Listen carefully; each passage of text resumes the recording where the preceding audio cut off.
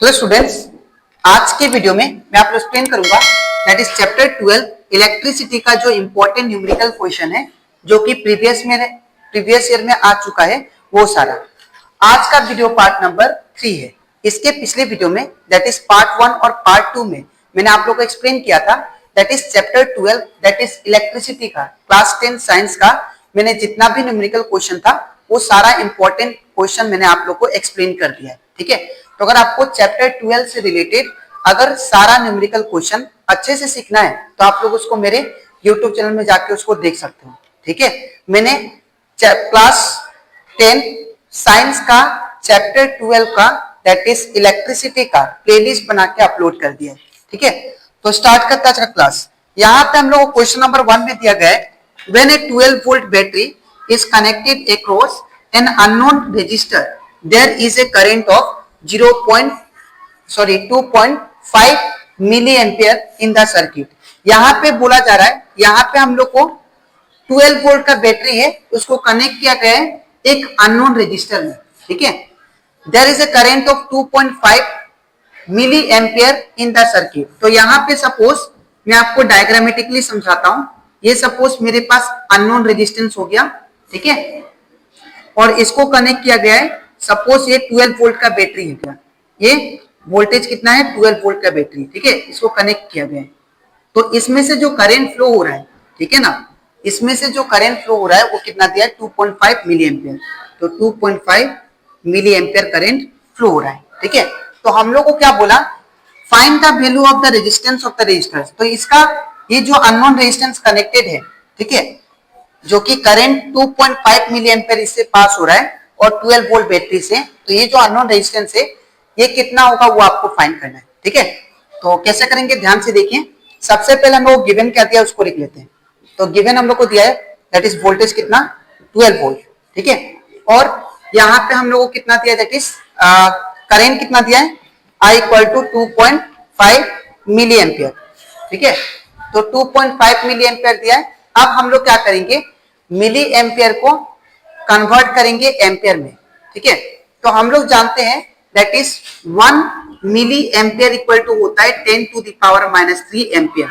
ठीक है, 1 milli ampere equal to 10 to the power -3 ampere. ठीक है, तो हम लोग क्या करेंगे यहाँ पे I इक्वल टू क्या होगा 2.5 इंटू मिली एम्पियर की जगह पे क्या लिख सकते हैं हम लोग that is 10 to the power -3 ampere. ठीक है, तो यहाँ पे 10 to the power -3 ampere, 1 milli ampere equal to 10 to the power -3 ampere. ठीक है, इतना करने के बाद अब हम लोग क्या करेंगे, अब मैं ओम्स लॉ को यूज करूंगा to find the that is unknown resistance. ठीक है, तो अकॉर्डिंग टू ओम्स लॉ,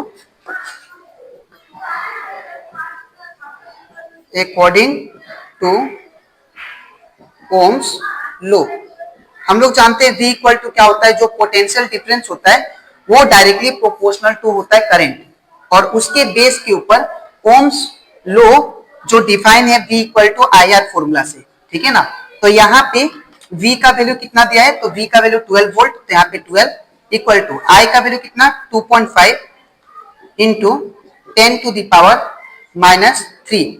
ठीक है ना, इंटू R तो हमें दिया नहीं है, ये हमें फाइंड करना है R। ठीक है, तो अब मैं क्या करता हूं, R को सिंगल छोड़ता हूं, तो ये जो 2.5 इंटू 10 टू द पावर -3 है ये क्या हो जाएगा डिवाइड में चला जाएगा। तो 12 बाई क्या हो जाएगा that is 2.5 into 10 to the power -3। ठीक है ना, इक्वल टू क्या बचा R। अब इसके बाद मैं यहाँ पे करता हूं, यहाँ पे अगर आप लोग ध्यान से देखो तो ये जो 10 टू द पावर -3 है इसको मैं ऊपर भेजूंगा, तो माइनस वाला ऊपर जाने से क्या हो जाता है पावर प्लस हो जाता है। ठीक है, तो क्या हो जाएगा 12 इंटू 10 टू द पावर 3 और नीचे क्या बचा 2.5 इक्वल टू R का R।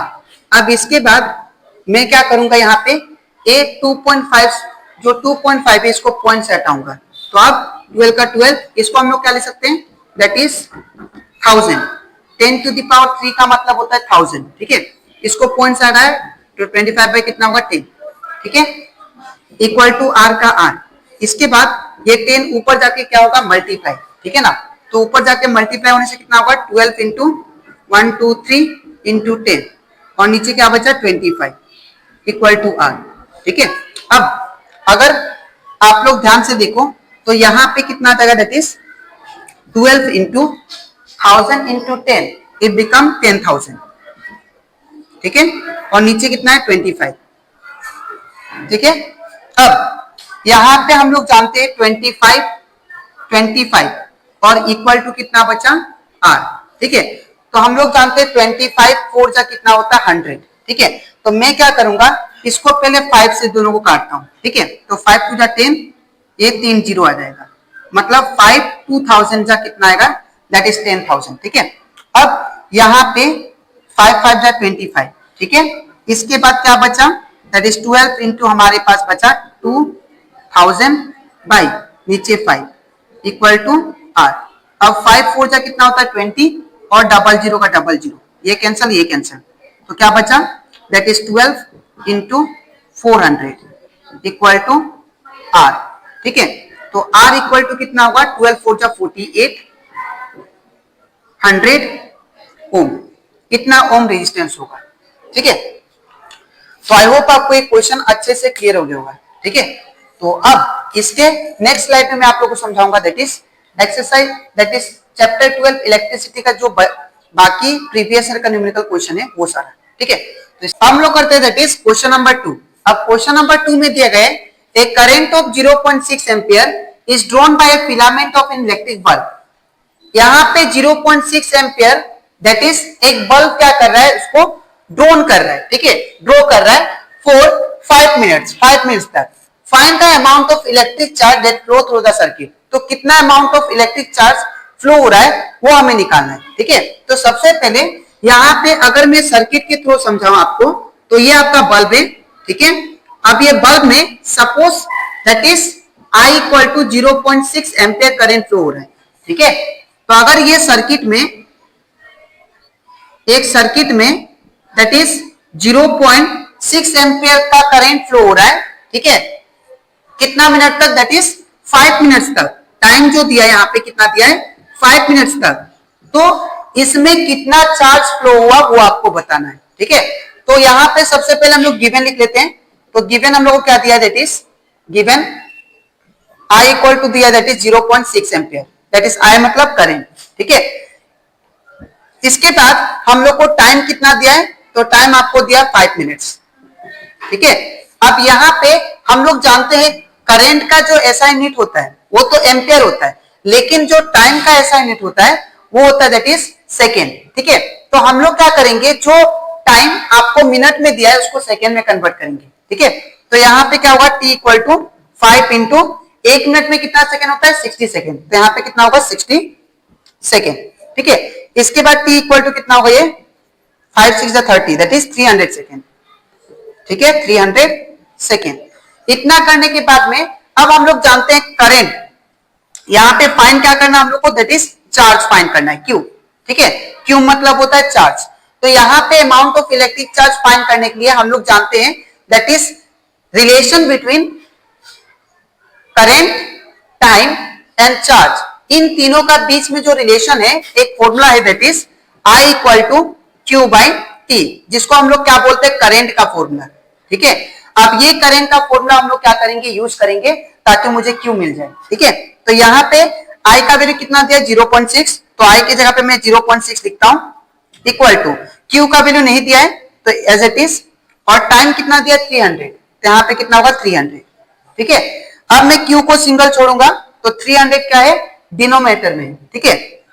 तो 300 को मैं लेफ्ट साइड शिफ्ट करूंगा तो ये डिवाइड में है, इस साइड जाने से क्या होगा इनटू, ठीक है। तो ये क्या होगा 0.6 इंटू 300 इक्वल टू क्या बचेगा Q, ठीक है।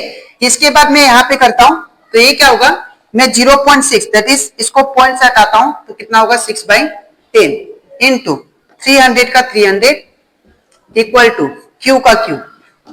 अब ये 0 से 0 कैंसिल, तो ये कितना होगा 6 3 18 180 इक्वल टू Q।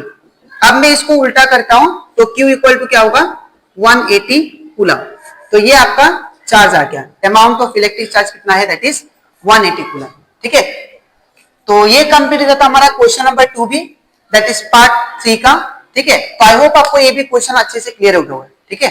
तो आप इसके नेक्स्ट वीडियो में मैं आप लोग एक्सप्लेन करूंगा बाकी जो चैप्टर 12 का न्यूमेरिकल क्वेश्चन है जो कि प्रीवियस ईयर में आ चुका है वो सारा। ठीक है, तो आज के लिए इतना ही, मिलते हैं नेक्स्ट वीडियो में। Thank you.